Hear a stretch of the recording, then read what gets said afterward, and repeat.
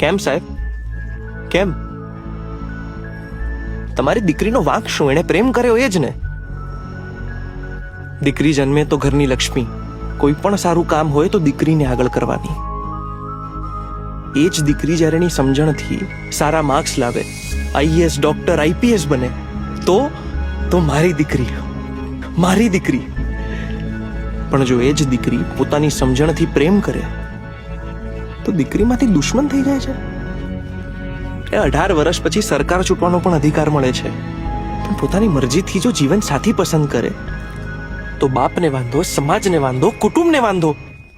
દીકરી છે સાહેબ, ચાવી વાળું રમકડું નહીં. કન્યાદાન એ સૌથી મોટું દાન, અને એનું તમને પુણ્ય મળે.